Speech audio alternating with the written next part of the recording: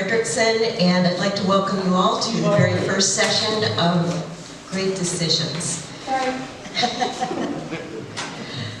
Jessica Newpenen has been, she's over here with the lights, she's our community events coordinator, and she's been integral to getting this started, as well as Joyce Davis from World Affairs Council. The idea for doing this at Frederickson came about 4 years ago from my mom, who is now 90. And my mom has always done Great Decisions in whatever city she lived in, and said, you need to look at this, Bonnie, because it's something that would be a great match for Frederickson. So at the time she was living in Florida, I went down and saw it and thought, she's absolutely right. So we got funding from the Harsco Corporation to start it, and the rest is history. It's really been wonderful. To be fair, the first few years our friends at Frederickson. I forgot about that. They started us with the seed money to do this, and then we got 2 years of funding from Harsco. We're going to continue it no matter what. I just talked to Joyce. We're branded with it now, and it is exactly what our mission is all about. So just one anecdote about this. Once I was at a meeting up in Carlisle for a library function, and someone called me on my cell phone and said, there's kind of an argument right now about radical Islam going on at Frederickson, and someone has said, we shouldn't be doing these groups. And I said back, where better to discuss things like this than at the public library? And I was so proud that Frederickson could be the venue at which these things are peacefully discussed and with civility always. So thank you for coming. It's a beautiful day out there in the neighborhood, as Fred Rogers would say. And thanks for supporting this really great activity for all of us. Joyce. I'm not going to be long, but I just want to once again say thank you to Frederickson Library for agreeing to host the Great Decisions as they have done for the past 4 years. As you know, our mission, we're part of this national organization called the World Affairs Councils of America. And the mission is simple, to help people better understand global affairs. This is one of our signature programs because it's a way you can just take the top 8 topics, the hottest topics, and simply get someone who knows a little bit about them, like our speaker, Dr. Tolle, and then just debate and discuss. So that's what we're going to do today. I urge you, if you are not a member of the World Affairs Council of Harrisburg, to consider joining. We do this and more. We're even now, I have one of our board members there, Rob Pianka, we're even now thinking and working on expanding into Lancaster.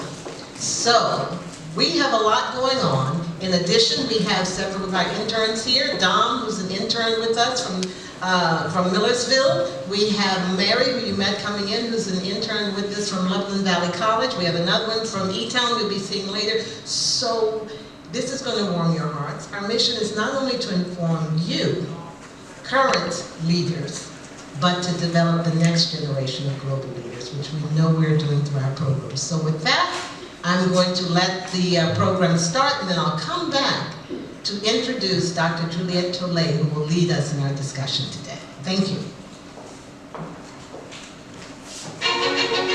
We have the Foreign Policy Association, our sister organization, to thank for pulling together these many documentaries that try to give an overview of what the issues that are there to discuss, and to lead us in our delving into the issues of refugee and global migration.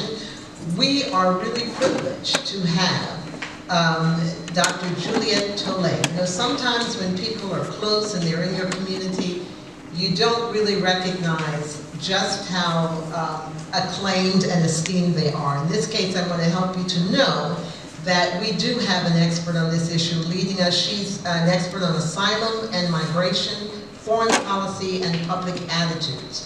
Her research and publications focus on Europe, Turkey, and the Middle East, but she lives right here in central Pennsylvania and is a professor at Penn State Harrisburg. She is an author, and she has also spoken at many other conferences, including at those organized by the Brookings Institution in DC, by the German Marshall Fund, the Middle East Institute, and of course, the World Affairs Council of Harrisburg. But I want you to know that she also received her PhD in global governance from the University of Delaware, and also studied the sciences in Paris. So, in addition to her role as a professor at Penn State Harrisburg, she also directs the Model United Nations program there. So that's just an overview. I could read you a lot more. I have about 4 pages here, but I won't do that. You'll get a sense of just what her expertise is, but there's one thing, I didn't print it out, I should have. I checked online to see what the students say about it.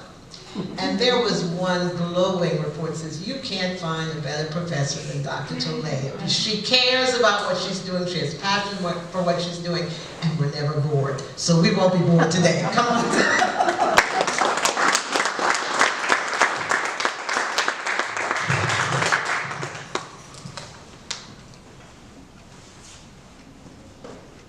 Is this on? Oh, yes, it is.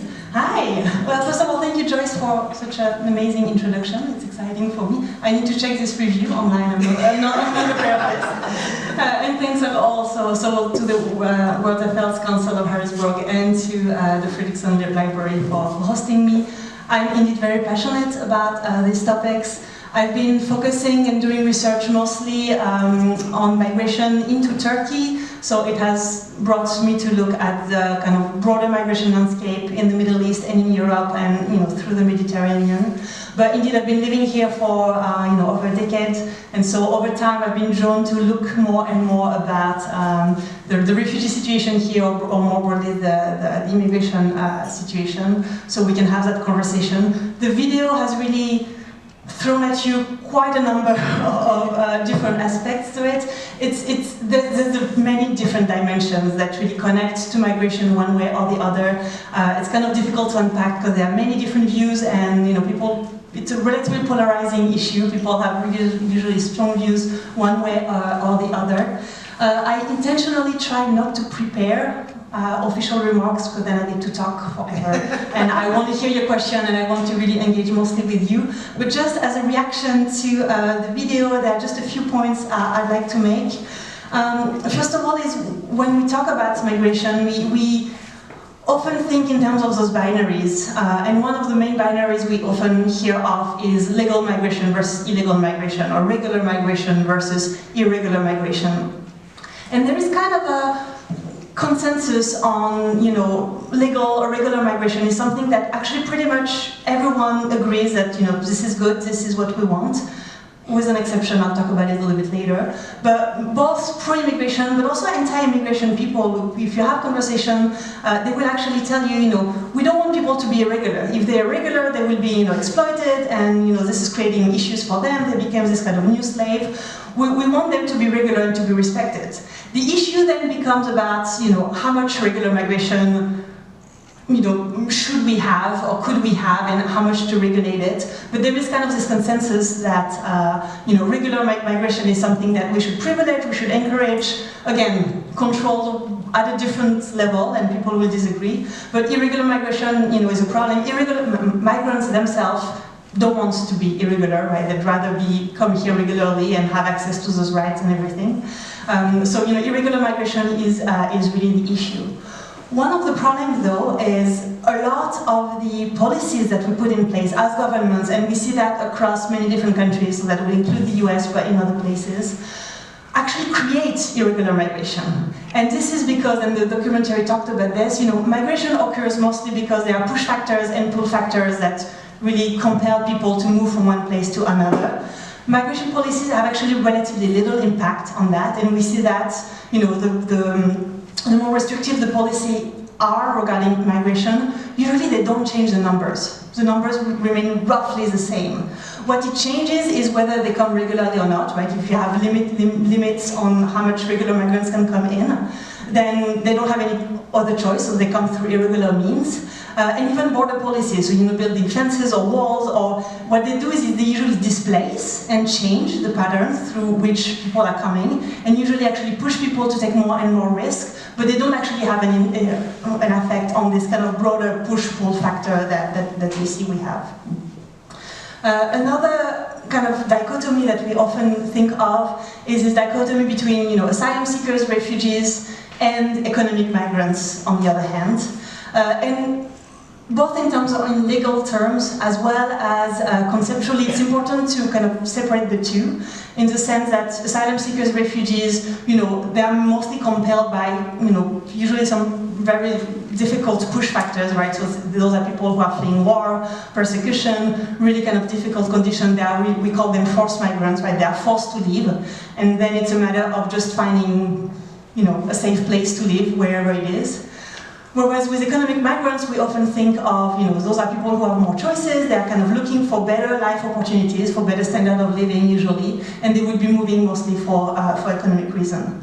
In international law and in most national laws, there is a distinction between the two, and asylum seekers, refugees have basically more rights. The idea is, you know, you have a right to leave a place where you are unsafe, and you don't really have the right to go to whatever country you are, but you have the right not to be sent back to a place where your life will be in danger, and this is recognized under international law. Economic migrants, on the other hand, have less of those rights, and there is more of an idea that, you know, nation states are sovereign and they can control their border and they can control who comes in and who comes out. One of the issues that we have is that in practice, those two categories of migrants are actually oftentimes very much mixed, and it seems that this is increasingly the case where, you know, a same individual might be, you know, fleeing very difficult conditions, might be fleeing war, but is also pushed to reach a certain place because he or she has heard that there are better economic opportunities here, right? So there is a mix of economic reasons and things that have compelled you to become a forced migrant in the first place that make things very complicated in public discourses because, you know, the anti-immigrants will use them as, you know, those people have choices and they are just, you know, coming here, you know, to get a better life, but they don't realize that we don't have that much wealth to share. Whereas the other people are saying, no, they're fleeing just because of this, and you know, they need to find a safe place. So this distinction again is important, but in practice it becomes more complicated. Which actually brings to one first very interesting paradox that I think should be talked about more openly when we talk about this, and that's the case for the US, that's the case for Western Europe. So there is this idea of an asylum seeker, right? You have the right to seek asylum. You don't have a right to receive asylum, but you have the right to seek asylum. The way it's been framed in policies, again by both European countries and by the US, is that you basically have to come to the territory, you have to come to the border, you have to come to the US, or you have to come to France or to Germany, and then once on the territory you can claim asylum. Right? They don't give you a legal pathway to come to the country. You cannot go to the embassy and say, look, I need to flee, I need to seek asylum, can you give me a visa so I can come there, and then once there I can apply? You basically have to find your way on your own. So basically, if you want to claim asylum, you have to become an irregular migrant, almost automatically, right? You have to, you know, do this on your own because there is no other, again, with some exception, but there is no other ways to do so. So when we talk about the caravans or people coming from Central America up until the US, there is a debate, you know, are these regular or irregular migration? Well, they have the right to come to the US to claim asylum, but to do so, they almost have to cross irregularly, first of all, a couple of other borders, but even sometimes it's, you know, they are almost pushed to do something illegal. Same thing for Europe, right? They cannot wait on the other side of the Mediterranean and ask in Libya or in Turkey or in other places to receive refugee recognition. They have to cross the border, they have to cross the territory to be on, you know, in Spain, in Italy, in Greece, and once they're on that territory, they can do that. So they already have to risk their lives to reach that, which is one of the paradoxes of this asylum policy that, you know, is pushing people to do something that then they will be blamed for in public opinion, yet this is the only way they can claim their rights as they do so. Another paradox that I kind of alluded to before that is also very well documented in is what we call the immigration policy paradox. Is that there is this trend, and you know, not just for the last 3-4 years, but really looking at the last 60-70 years. Again, in most developed countries that receive a lot of immigration, so a lot of Western Europe and the US, of governments who put in place relatively restrictive immigration policy, who wants to kind of limit the numbers of immigrants coming in. And yet those policies not having a real impact on the actual numbers of people coming in. And what has been documented is oftentimes it is by intent. It is intentional that governments actually do that. And the reason is they have to basically deal with two types of constituency. One is usually a certain important segment of the population is concerned about immigration for a reason we can talk about. So they have to show them that they are doing something to stop it and control it. But on the other hand, there are employers and big businesses who are actually also very discreetly, something we as a public don't typically hear about, but very strongly actually also lobby the governments, who are basically saying, hey, we need immigrants because we need workers. And actually, you know what? Actually, those irregular migrants, those informal migrants, those illegals, they're actually even better for them. They don't say that out in the open, but that's basically the logic. And governments put in place policies that they're actually happy if those restrictive policies don't work, and they're actually happy if a lot of irregular migrants actually come in, because this is what the business sector is actually pushing for. So you can interpret this in a more or less critical way, but there is this reality of very strong pull factors that are bringing people into Europe, into the US, into other places we're talking about, the United Arab Emirates or other places that increasingly receive migrants. There is a need. That's also one of the main reasons why we have this. There is actually a new report that it's on top of many previous reports, but from the World Bank, that has looked at the kind of demographic transition in most places. We are already like the most advanced economies that right now are the ones who receive most migrants, are actually beyond the peak in terms of population development, so that increasingly the populations are going to be aging. And soon developing countries are also kind of getting close to reaching that peak, so that right now we're actually in a situation where developing countries need a lot of migrants for the economy. That creates problems with public opinion, so you have those kind of backdoor deals that are made for migrants to come in. But again, the economies kind of need it. And you have a supply available in a lot of developing countries of laborers who are able to kind of migrate. According to these estimates, in 30 years, in 50 years, there will not be enough workers in the world. And actually, most likely, you will have the US competing against other European countries to fight to have more migrants coming in, because there will be needs to have kind of more of those, younger people who will be able to sustain, in particular, kind of the older population that needs to, and the economy needs to continue kind of running. So that's also something that will change the debate as we move into the future. Yeah, there are a lot of other things I could be mentioning, but again, I want it to be more of a back and forth and kind of discussion as a group, so I'm going to stop here my initial remarks, and I'm going to see what it is that you want to talk about. Great. We'll now open it to questions, unless you want me to ask the first one. If you're ready to go, if you need a little time, I'll ask the first one.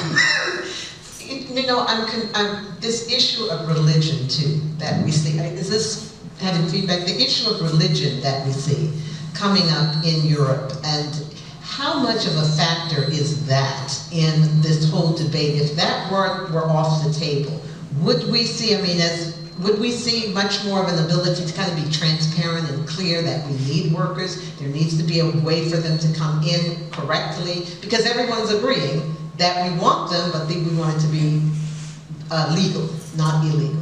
So is this situation of religion, the Islam factor, key to some of this? Yeah, that's a good question. And it's a good question. Clearly, so I'll get to religion eventually, but clearly there is this identity aspect that is very important. And when we look at anti-immigrant sentiments, there are many ways to explain it, and people have tried rational models or irrational models, etc. But it seems very clearly that there is something very emotional. There is something almost kind of very intuitive, it seems, about and it can be different level of being kind of concerned about foreign population kind of moving in, and the impact it's going to have on your local community, on your national community in the future. And it's something that we see actually repeat in history. We don't have very good public opinion data, from thousands of years ago, but we start to have some ideas, or at least some newspaper coverage and etc. over the last 200 years, 150 years, we see this happening in history over and over again, right? There is usually, it's very common, and it seems quite natural to have a little bit of a backlash when initial immigrant population kind of come in. And this was mentioned, right? A lot of the concerns in the US 100 years ago were about the Irish and the Italians. And we had 67, I'm from France, by the way, originally, if you were wondering where the accent is coming from. But I have some, French community friends over there, so I'm not alone. In France, in the 50s and 60s, we were really worried about the Spaniards and the Italians who were coming in, who today we don't really see as, they're just French. But now we have concern about, populations coming from further down. So there is something that is happening, and that we see, there is a backlash, and it seems that overall, again, it's usually context dependent, but it seems that the trend is over time, people get used to it, people adapt, societies change, migrants, communities change, and eventually, integration ends up happening. The big question is whether there is something different about it today, in particular with Islam. So one of the questions might be, is it about religion, or is it that this is just culturally there is even more kind of difference? It's hard to tell at this point, I think. Of course, it's coming on top of other things that happens globally with one minority segment of Islam, but that is part of Islam, which is Islamic fundamentalism and Islamic terrorism that conflates a lot of the issues and again talk to these emotions and creates anxiety and fear. I think it is a factor, but what is interesting is it's playing differently in different places. So there is still, there is no one single way in which religion has an impact on immigration. But I think the thinking is more this idea of dilution of identity, and who is going to be the majority of the nation or the country in a certain future. So you have this anxiety here in the US with, Hispanic communities who are probably going to be more than 50%, and as we move later in the century, you have this, again, they were talking about 20% of people are going to be Muslims in Germany in 20 years. All of these, kind of create anxiety that are pretty normal, but we also don't know what, Islam will mean to those Germans 20, 30 years from now. We don't know what other transformations will have happened at the time. So it's hard to tell. I'm hearing that it's really the threat, that they're just not going to be a small group, but that they could become a dominant group and change the entire culture. Even though that's clearly not the case now. But this is the idea of how it evolves. And demographics are indeed showing that there is such a trend. So it's not a completely unfunded fear. Right. I have a lot I can talk to you about this, but I'm going to let them go ahead. You have the first question. We'll try to not use the microphone because I think there was a feedback. But if you can't hear, let me know and we'll turn this on. Right. You need to use? You won't. Okay. Well, Professor, we've talked about this before. If you take the world leaders around the world collectively, you see that many countries are starting to move more right, like Brazil, the United States, and possibly Germany with Merkel leaving. Do you, in countries in Europe that you see, with world leaders specifically, which countries do you see becoming more isolationist in the future, and which countries do you see more accepting migrants in the future?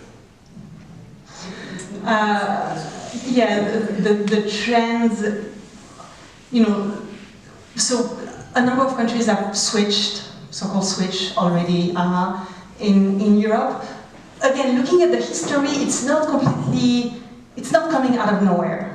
But there is clearly a new wave that is happening, and what is different is, so a lot of those movements within specific countries that sometimes were political parties have been kind of growing and going a little bit, up and down, but over time kind of growing. The difference is now some of them are in power, right? So this is what you see in Hungary, this is what you see in Poland, this is what you see in Italy now.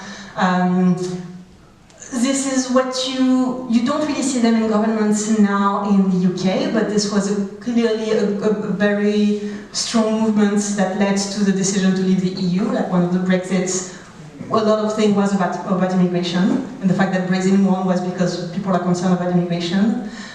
You mentioned Germany, where clearly the radical right movement is growing. France was not too far, almost 2 years ago now, to switch with, the last two candidates you had, one, Le Pen, that was on the anti-immigrant side.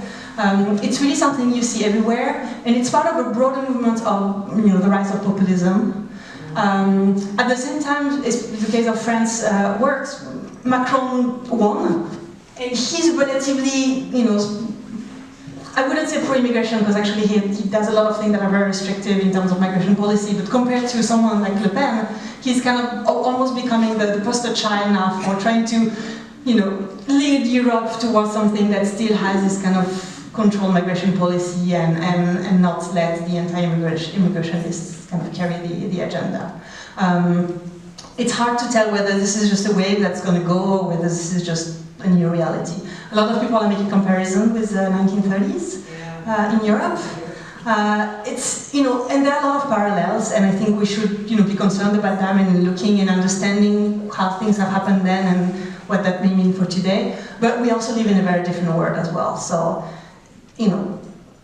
political scientists are not very good with predictions in general. So I don't want to go too much into. You don't want to scare us too much. The thing that is easier looking at the future is to understand that, first of all, again, there's going to be those radical demographic transformation that means that we're going to need more immigration, and I think people over time will start to understand this. At the same time, counterbalancing this, there will be also probably more forced displacement happening, mostly because of climate change. And this will also create different kind of instabilities. This will also touch different types of geography and kind of divide sometimes countries together, kind of the coastal areas versus other areas. So this also is going to be a challenge that governments will have to deal with. And in the short term, governments are not really good at dealing with immigration crisis.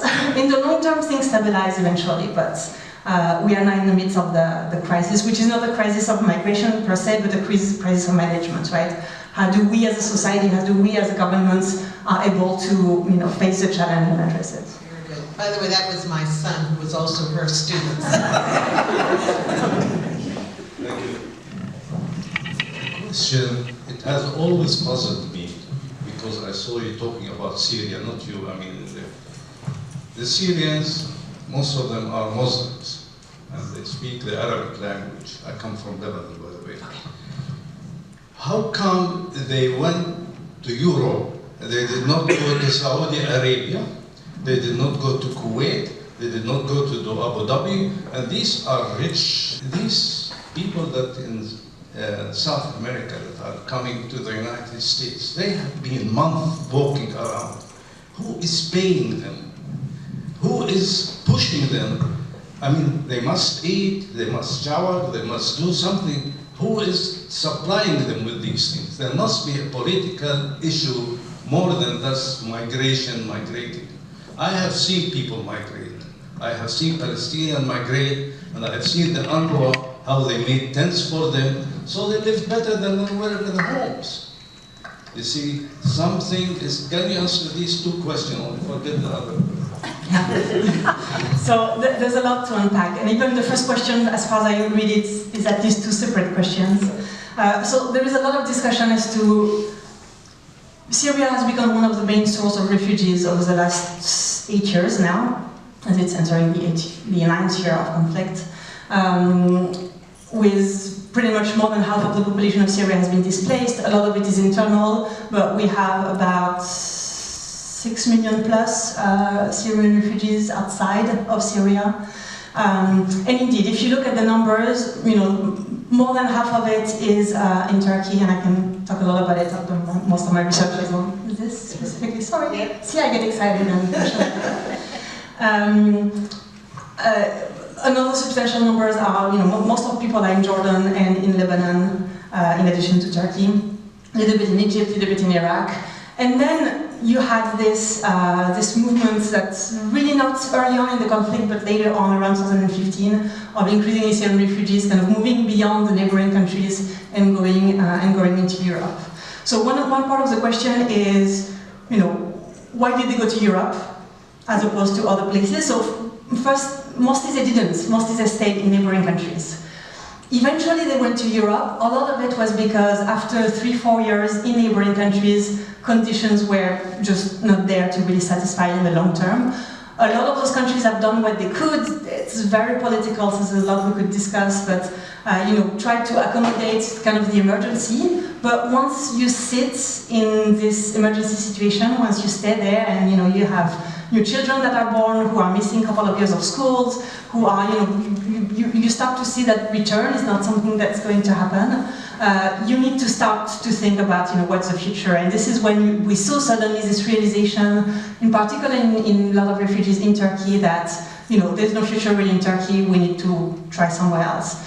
One of the factors was, European countries, they have relatively strong asylum policies. It's very difficult to get to Europe, but once you are in Europe, if you are recognized as a refugee, you actually get a lot of benefits that you would not get in other countries. So you kind of have a future in there. The US would be great as well, but it's quite far and even more difficult to get there, so that's why you don't see that many Syrians. Now the other question is why not going to other rich countries in the East, mostly the Gulf countries? Yeah. And in particular because there is those cultural affinities and religious affinities. One of the problems is actually quite a numbers have gone there. The problem is because it's kind of very complex, but because most of the Gulf countries, including Saudi Arabia, United Arab Emirates, Qatar, etc., do not recognize the Refugee Convention, have not signed, they are not coming as refugees. So they don't, whenever you look, usually you look at the UN Refugee Agency to get the numbers. Because they're not part of it, the numbers are not counted in. So most of the media reporting are saying, where are the refugees there? They are zero, how come you have zero? It's not really that you have zero, it's just that they don't go there as refugees, they would be considered as irregular migrants or as legal migrants, economic migrants, etc., not as refugees. So some of those media reporting are misleading in that sense. Still, the numbers are relatively low. And again, you can think of, they were not necessarily welcoming and opening arms. Again, there were some programs that got some Syrians there. But those countries are very nervous and have been, because of Palestinians, because of kind of a longer history, very nervous of the political impact that refugees might have. So yes, same language, same religion, but not maybe exactly the same interpretation of religion, and maybe different kind of national political project that could be destabilizing for those countries that are very nervous. Not very democratic countries to start with, and cannot really handle dissent really that easily. So that would be one of the explanations why we don't have so many. Going to the caravan, what we understand is that it's been now 6-7 years that, it's been a longer time, but the really deterioration of the situation in many Latin American countries, so El Salvador, Nicaragua, Honduras, etc., has really been kind of gang violence, kind of systematic recruiting of young boys in particular to kind of take part in this kind of wars between gangs and etc., has led a lot of migration going north, and again, the El Dorado, the hope is to get to the US. Those journeys have been very dangerous. And so the realization that kind of hits these individuals probably around 2.5 years ago, was that, well, if we don't travel as, just 2 or 3 friends individually, but if we travel as a bigger group, we get organized, we pool resources, we will be less vulnerable to attacks on the way. And so this is where this actually very new idea of caravan, you probably never heard about caravan, 2 years ago, it's relatively, has been of, we need to get organized to go there. 2 very big problems when you do those. So on the one hand, the big advantage is indeed, it seems that it's much safer, from all kind of exploitation, corruption, smuggling, etc. But when you get organized, first of all, it creates issue with public opinion, because you tend to have this kind of romantic vision of the asylum seekers or the refugee as, fleeing with, a bag and the kids and just doing whatever they can individually, right? When it starts to get organized, when it starts to be a large group, it changes the perception and the perception of threat and etc. The other big issue is indeed, you are much more vulnerable to instrumentalization by other groups. There are a lot of theories as to who is behind the caravan, who is... So the funding, a lot of it is pulling, whatever, a couple of hundreds of dollars they have, pulling it. You have a lot of kind of aid coming in to feed them through the way, etc. But still, who is organizing, how come. They say that it's all, social media, WhatsApp, basically, is all they need to kind of, say, we're meeting there on that day, we're going to take that route. This is how they kind of communicate. But it's possible, it's likely that there is more to that, and we don't exactly know exactly who they are. It was very clear in the last midterm campaign, electoral campaign here. The Republicans were accusing the Democrats to be behind it. The Democrats were accusing the Republicans to be behind it. That there are some ties, most likely. How much is it really a product of that? Probably not completely. There are good international organizations that would support this kind of thing. Yeah. That would provide some help, that feel sympathetic for whether they're right or wrong. There are those organizations. But it's probably not just humanitarian good organizations. There are probably also, smuggling groups who will kind of know. And this is the problem, right?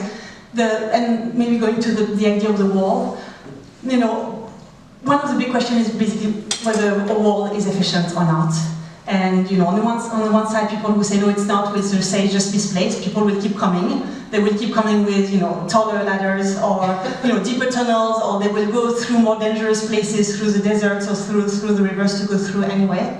Pro-wall people are saying, well, at some point there's going to be a tipping point, right? At some point, those individuals are going to make this cost-benefit calculation that the cost is just too high, and we cannot, which the other will answer, well, the problem if they are really desperate, the cost will never be too high. But also that by doing so, you actually create criminality, right? You actually encourages group of traffickers, group of smugglers to get organized and to benefit off of the backs of the migrants who try and get all of the money and create actually more violence, more criminality by doing that.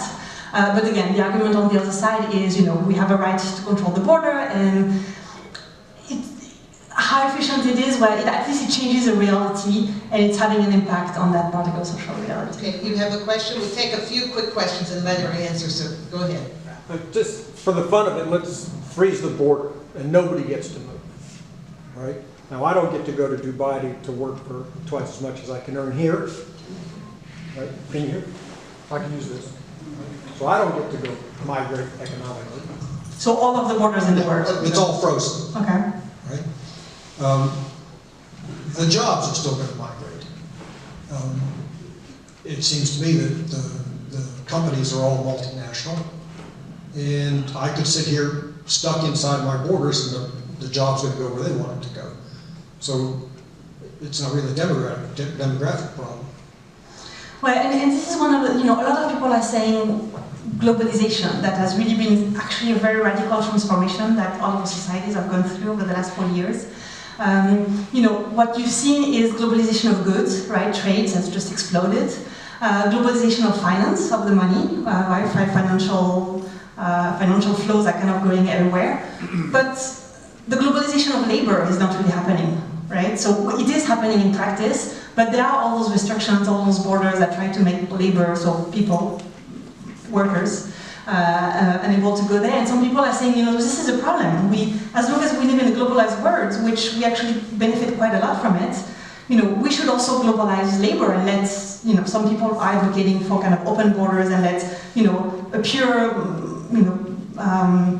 supply and demand kind of model of, if you need, you just open it and it will adjust the price and etc. Now it goes counter our idea of nation state and of sovereignty and of, people who have worked in this particular place, have created something, have created a government, have created businesses, and it should be the one reaping the benefits and not someone competing from the other side. So you have those two competing logics happening, but that one of the reasons again why we have this strong pull is because again jobs are available because we live in a globalized economy. And at a smaller scale, we see that with, southern US and Mexico for the last, since basically there is a border there for 160, 70 years now. Before the US-Mexican War that really defined the border that we have today, all of the western territories were part of Mexico, and what people are saying is basically it's two countries, since there is a border, it's two countries but really one economy. And the migration situation at the border for the last 170 years is one of, the US needs workers from Mexico. We want them to go back, and so it's policies after policies, program after program, you know, the Maquiladores and the Bracero programs and some of the early recruitings to have Mexicans kind of build the railroads. All of it is always going kind of back and forth between, you know, we need labor, but we don't want too many Mexicans, and we want to be able to make sure that we control who is here. And then, but we really need, so we reopen and we reclose and we reopen, and with kind of the long-lasting consequences of really having communities living across both borders. So, you know, again, there is an economic reality that goes beyond government and state policies. So you need to recognize that. I think we only have about 5 minutes to go, so go ahead. Okay. Over the past 40 years, I've worked and traveled across well over 15, 18 Middle Eastern countries. And it seems to me, well, given a crisis in Syria, when people think in terms of migration, a lot of it has to do with the carrying capacity of where they go. If you look at much of the Middle East, the Gulf states and so forth, there's no water, there's no carrying capacity or excess capacity anywhere. So the logical target for 1 million refugees is go where the temperate climate and the environmental factors are more amenable. So I think a lot of it has to do with realities of water and climate. That's true for the flight phase, Yes. right? Yes. Whether you have to cross huge deserts to get there. But otherwise, you know, Saudi Arabia, you know, Qatar, Dubai, and United Arab Emirates, those are economies that strive. I think Qatar has 80% of its workers are actually immigrants. I know, I've worked there, and it's true. But So, when it comes to, you know, the emergencies. Yes, for the immediate emergency. But then you have some of the, and actually the Syrians who were able to go there were some of the wealthier ones who were able to take a plane or who were able to travel through other The places. country that's dealt with this a lot is Jordan. Jordan is taking refugee after Yeah. refugee after refugee. They've just exploded Yeah. in that. Yeah. But I mean, I think those the three, Jordan, Lebanon, and Turkey. So Turkey has the most, but it's also a much bigger country, much more developed with bigger capacities. Lebanon, 1% out of 4 in Lebanon is a refugee, if you add the Palestinian refugees with the Syrians. So think about it, a quarter of the population is a refugee. Jordan has been dealing also with relatively high numbers and relatively less abilities. But there is, for instance, in one of the border region in Turkey called Kilis, it's a kind of a small, very small city at the border. More than half of the population is now Syrians. So 51% of the population is Syrian. So more than one. So talk about the demographic changes and the impact it has on the local community. One That's final very question, striking. Dom. I'm going to try to speak up so everyone can hear me. Some people have hearing, so Gotcha, that's okay. good. So whether you speak up or not, they won't hear you. Can everyone hear me? Okay. Yes. I think a good closing question would be, what would you suggest, maybe as far as anyone who is concerned of losing their culture or their culture being erased or assimilated into another culture, what advice as a scholar in this field would you give to anyone who's fearful that their culture will be erased or engulfed by another culture? Because I think that's the base of a lot of this. People are scared that they're going to lose their culture to another. And I don't know what you would say to that. Yeah, so first of all, usually my reaction is actually the contrary of the, not be scared, that's not what I'm trying to say, but rather that I think a lot of what of the pro-immigration groups and pro-immigration politicians, the mistake that they have done, if they have been kind of denying and saying, you kind of being very dismissive regarding the real concerns. And again, it seems that there is something very intuitive inside of us that, you know, we are concerned about something that is foreign that we don't know. What is reassuring on the other side, so one way to think about it, is first of all, identity is not something that is fixed. Identity changes over time. It changes through our lives, but it changes also through generations. And, you know, changes is not always bad. It's adaptation to new needs. So kind of embracing change and not thinking, oh, there is only one way to do it and that's it. And then just looking at history. People have been concerned and eventually things were actually fine. So I think, you know, just learning more and going back to the things that were said 100 years ago in the US or, you know, 70 years ago in other European countries and kind of looking at